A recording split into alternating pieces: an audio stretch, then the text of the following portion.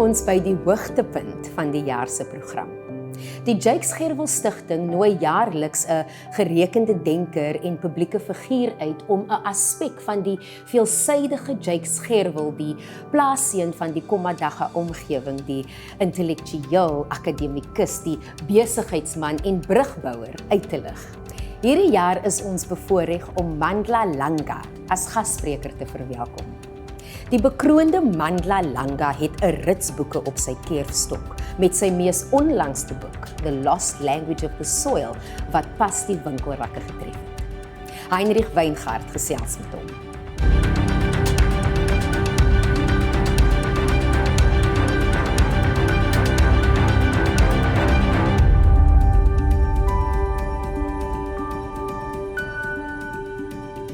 It gives me great pleasure to introduce to you Dr. Mandla Langa.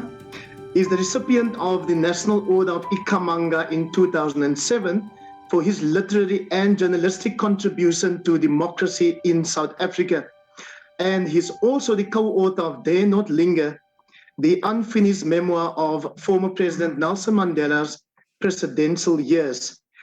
You've been invited, sir, to deliver the Gerwel commemorative lecture for 2021 in this different format, virtually instead of at a live event, and also in the form of a conversation, discussion, dialogue, or interview, rather than the traditional way of delivering a lecture. So to me, it is a great honor to have this conversation with you, and perhaps you would like to start with a few introductory remarks before I pose my first question. I can say I'm honored to make this lecture, especially because Gerwel is somebody I hold in high esteem.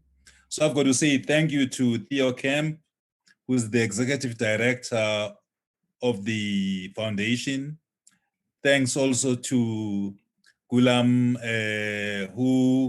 Abu Baker, who's the one that alerted me to the fact that they wanted me to make this talk.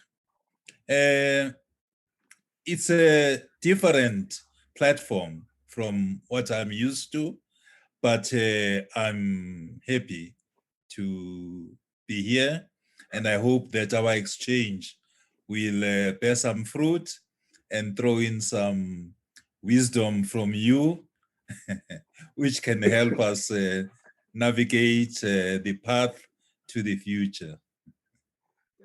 Thank you, but that might be a tall order. I'm merely here to pose questions and allow you to say what you would have said if this was a traditionally formatted lecture. So in Dare Not Linger that I referred to earlier, it is written that Professor Gerwel was the first senior appointment in the Mandela administration as Director General in the President's office, as well as Secretary to Cabinet, one of many such prominent positions he would occupy in his lifetime. My first question then, in which way do you think Gerwel's origins or roots in the Eastern Cape formed him and prepared him for these future roles? Well, for instance, Gerwel was born in, I think in Malvern, in some 27 kilometers from any major point in the Eastern Cape, insofar as places like Somerset East, etc., etc. And he was born in a farm. And in a farm, much as his parents were very, very involved in their education, but I can bet there must have been some hardship there, because he had 6 brothers and 3 sisters. That's quite a platoon, almost. You know, it's a section of a platoon in the army. And so he had to go to school, and the school was not, it was a very disadvantaged school. So he grew up in a setting which cannot by any stretch of the imagination be regarded as privileged. And I think that that then exposed him to the lives of people in the Eastern Cape. And we must remember that the Eastern Cape is, even today, one of the least developed of all the provinces in this fair republic. So I suppose that's where he then saw what the lives of people were like.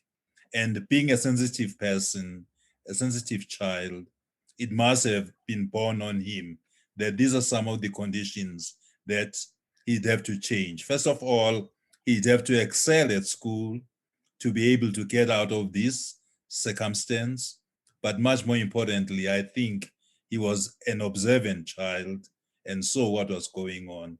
And so he carried all that with him when he finally went and climbed all those ladders, to the stellar heights he reached, with the memory of the Eastern Cape at the back of his mind.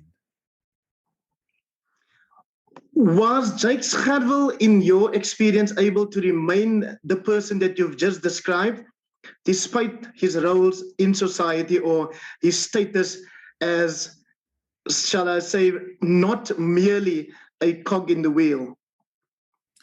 I think the very fact that he rose and became Mandela's advisor and DG, apart from a host of other honors that he finally got, he was a person that was modest. He was a person that was almost self-effacing.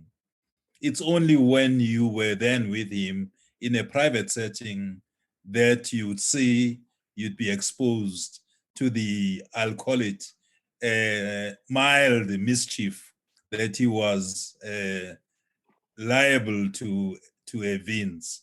But much more importantly, he was a person who listened, was a person who tried as much as possible whenever I was with people to make them feel at ease. I think now looking at it and talking to you, he could himself have been mildly, how do you say this, mildly surprised at the kind of steps he had taken and at the roles that fate had thrown in his way. And then if we can focus on what I'd like to call Professor Jake Gerwel's diplomatic role as Madiba's right-hand man on an international platform, and I suppose also in steering the backroom of the Government of National Unity in 1994. What are your thoughts about that?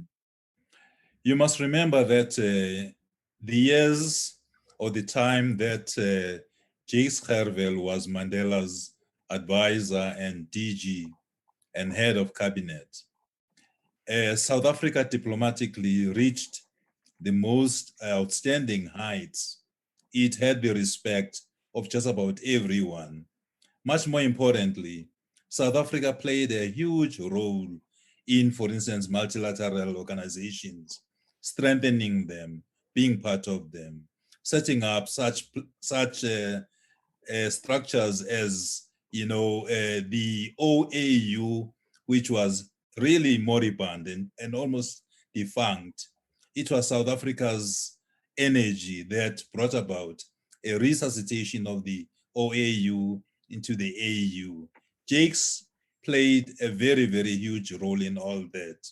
And then, of course, we know about the resolution of the debacle in Burundi of the wars, which were quite ruinous in Zaire or Congo, where the ailing Mobutu was refusing to step down. It had to be Mandela. And of course, Mandela was not working alone. He was not a solo operator. He had Jakes to give him the backup and also the understanding, the technical understanding of what needed to be done. Then there was the case of which would have really, really been incredibly embarrassing for Muammar Gaddafi when the Lockerbie bombing happened. And Muammar Gaddafi was being pilloried and almost being humiliated by the West, both the United States and the UK. So it was the energies of that team of Mandela with Jakes, which ensured that that humiliation did not take place and that whole case was handled under the auspices of a multilateral agency, the United Nations. And finally, the Gaddafi, who was quite a stubborn person and would not countenance any possibility of being told by anybody, but he did listen to Mandela, and he did listen to both Jakes Gerwel and Prince Bandar of the Saudi when they then laid out exactly what was going to happen. And finally, the bombers were given up, and it saved the day, as it were, for what Mandela wanted to make sure doesn't happen, a humiliation of an African head of state. Then some reference maybe to, shall I call it, domestic diplomacy, convincing or assisting to convince the IFP and Dr. Mangosuthu Buthelezi to become involved in the first democratic elections, and maybe also juggling the balls of a national party government who now becomes part of a new democratic dispensation, and former President F.W. de Klerk having to accept a minor role, if you like, as a deputy president. Those machinations behind the scene in any case. Jakes was a very fluent African speaker. And so he could get into the mix and speak to some of these players like de Klerk and his lieutenants and advise them or make them aware of the pitfalls of what we can call a rearguard action.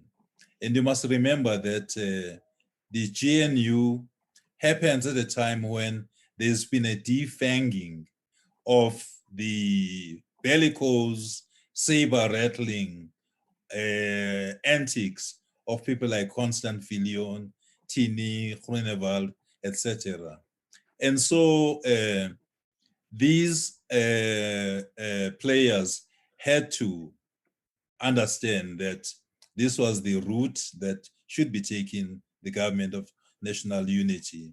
Of course, they were reluctant, but ultimately the writing was on the wall.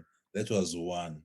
But secondly, their own destinies were also wound in the success of the GNU, at least in its initial stages. After that, of course, they did pull out, and this was to their detriment, because finally the National Party simply disappeared. And the case of Buthelezi, you will see if you read Dare Not Linger, how Jakes characterizes Buthelezi's very, very combustible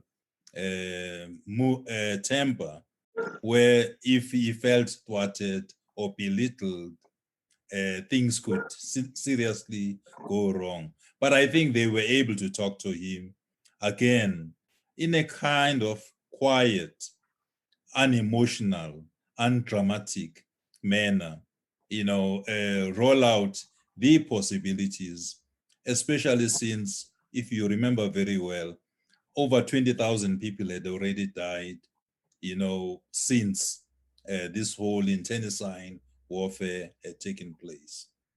So it was crucial for the IFP finally to be, to find its own way into the negotiation table. And a large part of that history was part of the national discussion in reaction to the passing recently of former President de Klerk. I wonder if you would be prepared to share with us how you think Jakes Gerwel would have reacted to the passing of President de Klerk, or former President de Klerk, who was a prominent role player in the pre and post 1994 history of our country. Yeah, I think he would have recognized that whatever people say, de Klerk did play a role, however reluctant he might have to play that role, but he did play it because there were a number of factors that were pressing down on the National Party. The international community was no longer going to countenance a South Africa that was really fraying at the edges.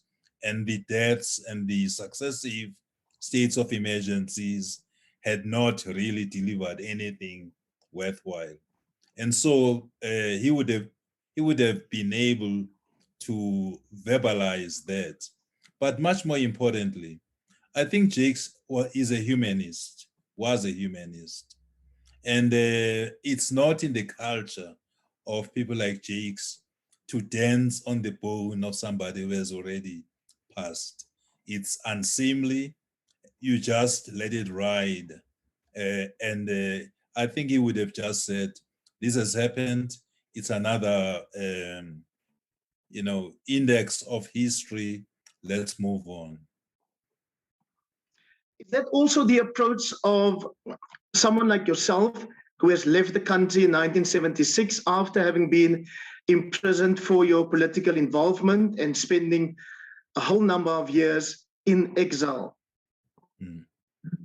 Insofar as the question of de Klerk, there are some unanswered questions.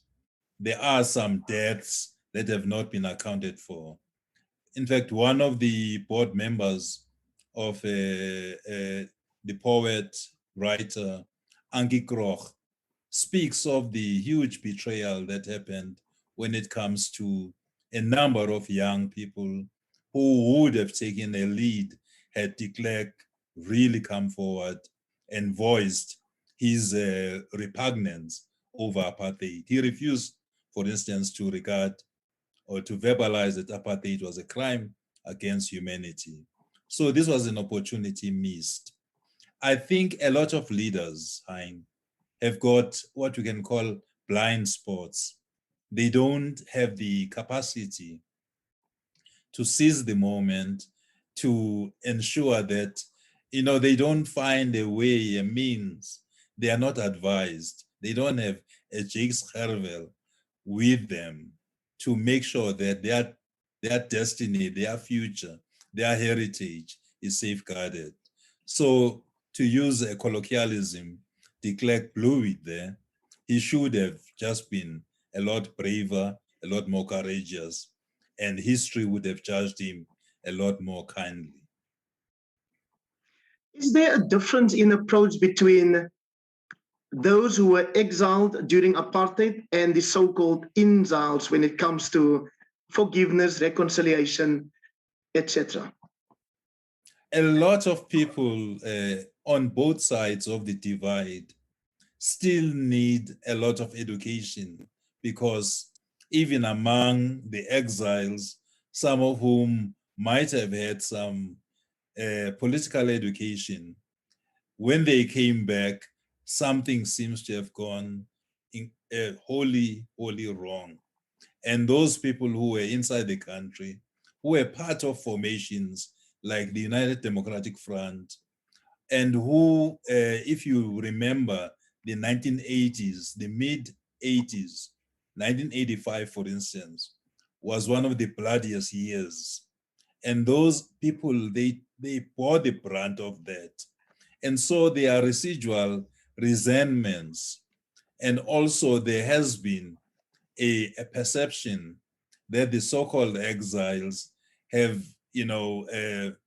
had the cream of job opportunities, positions, etc., etc.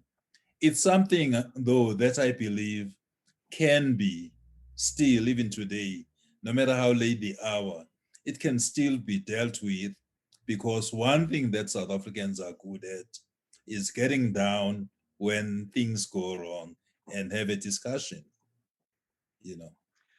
And it was during those mid-80s, what you refer to as some of the bloodiest years in our history, that we saw the likes of Jakes Gerwel, Archbishop Desmond Tutu, and others leading marches, for instance.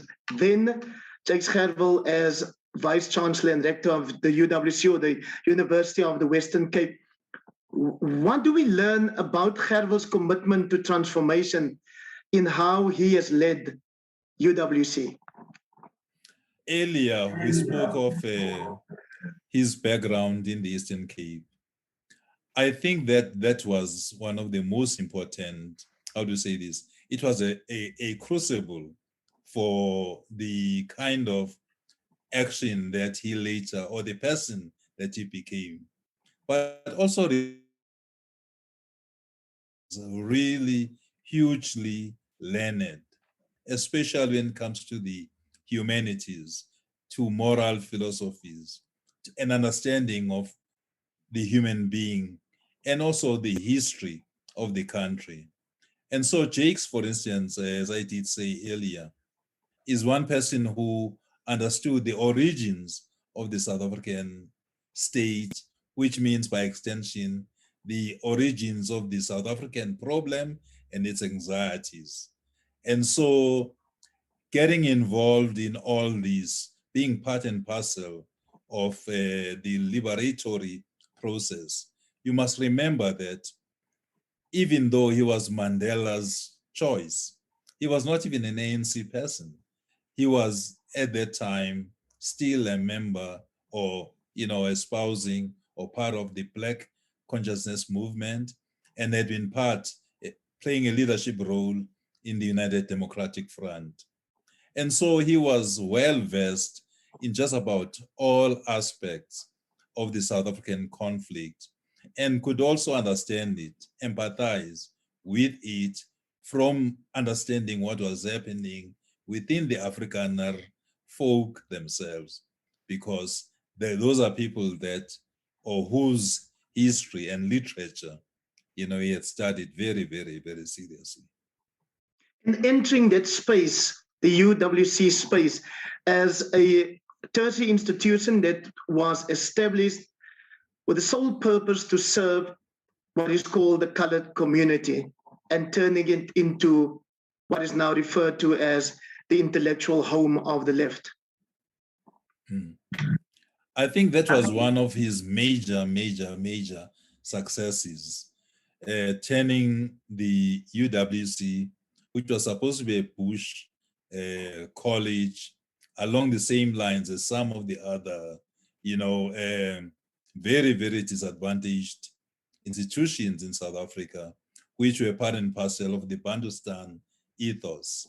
But he made sure that he fought tooth and nail and brought into the institution a lot of people who would help him in his mission to change this, to turn it into an African institution or university, and African not in an exclusionary manner, but African in its orientation, in understanding what's happening, in other parts of the African continent, in creating linkages with other institutions across the globe to make sure that,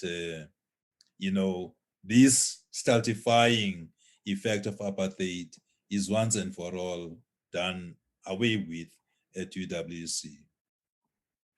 And an academic or an intellectual who is said not to have published a lot of academic work in academic journals, but who specifically also focused on more popular writing, if you like, through newspaper columns, to, shall I say, to make his thoughts more accessible to a larger audience, instead of focusing more on the, forgive me for calling it, the elitist academic role.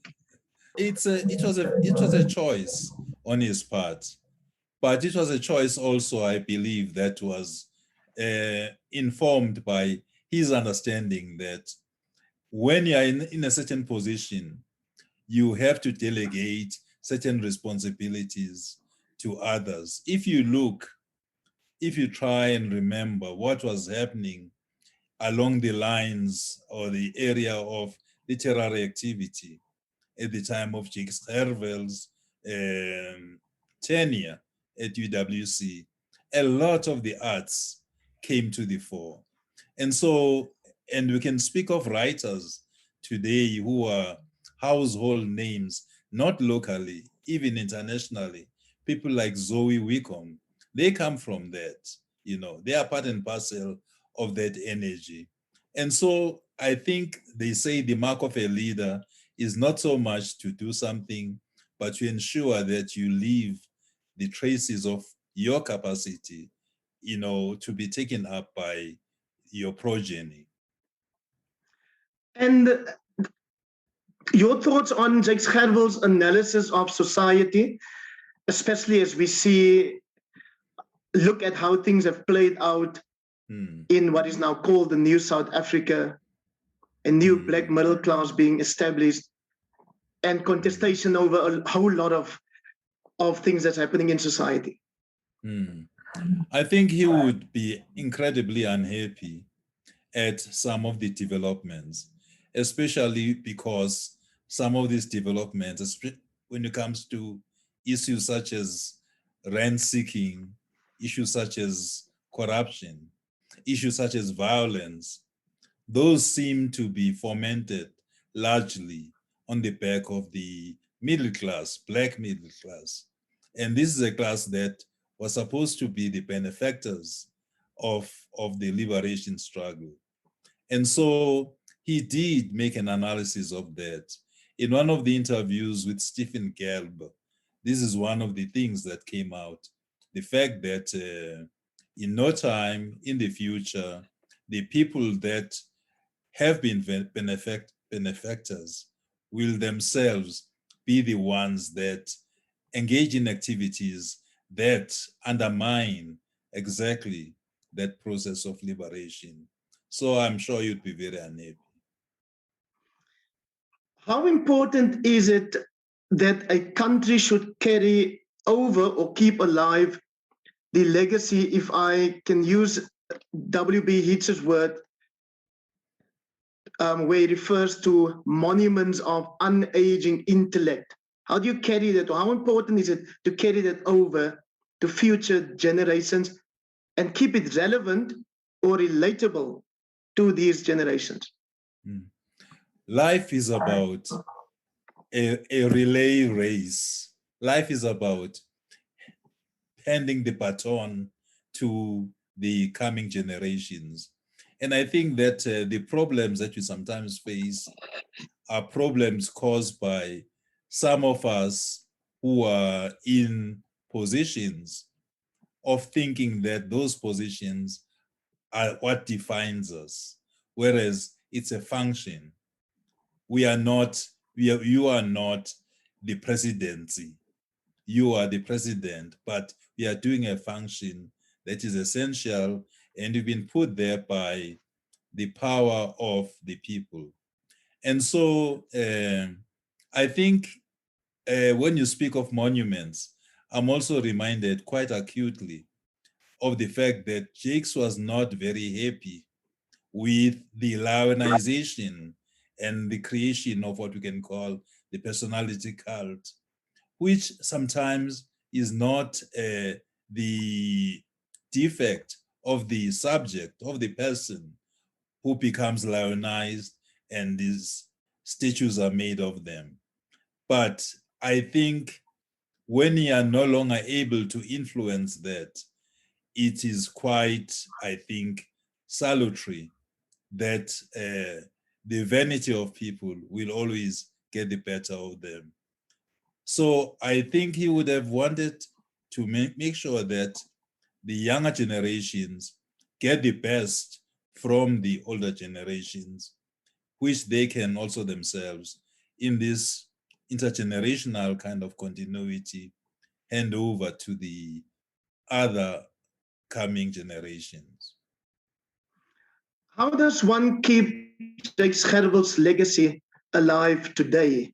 If you look at his diverse interests, whether it's literature or philosophy or cricket for that matter. You know the phrase of letting 1,000 flowers bloom?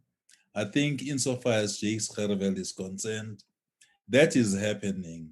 When I looked at what is happening in the foundation, when I looked at what is happening in Afrikaans pen, when I look at the creativity that is just coming out of the Western Cape and other parts, that have got connections of mentorship with the Jakes Gerwel initiatives, I become very happy. And I wish I were younger, because I would also want to, how to say this, take advantage of some of these possibilities, these trainings. So that's how his legacy is being kept alive. I think anytime you read a book that comes from that circumstance, you'll be thinking that this would not have happened were it not because of Jakes Gerwel. So you may not be young anymore, but that also means you possess a well of wisdom. So I'm going to ask you in conclusion of this conversation to delve into your own creative well and talk to us about what Jakes Gerwel meant to you as a South African writer. You know, in 1989, we were in Vic Falls in Zimbabwe with Afrikaner writers. And there was a space there which was solely felt. And that space was a gap, was the intervention of Jakes Gerwel, which would have helped a lot of us understand more what was going on, both in writing, but also in the Afrikaner literary arena. Having said that, as a writer, I pay homage to people like James Gerwel.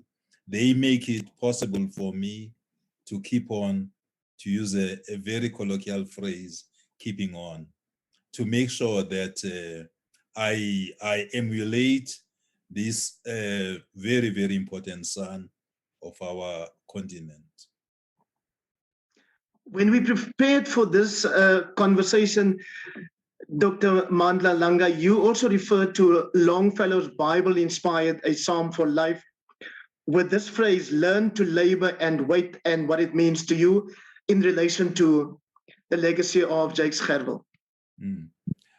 It just means let us be able to take a long view. Let us hunker down and do our work and know that somewhere along the line, perhaps not today, not tomorrow, but inevitably, there will be a possibility of us saying, it was a job well done, we did it, we waited, and these are the fruits of our labor. Dr. Mandla Langa, thank you for honoring Professor Dr. Gert Johannes Gerwel in the way that you did today. Thank you very much for inviting me to do this. Yeah.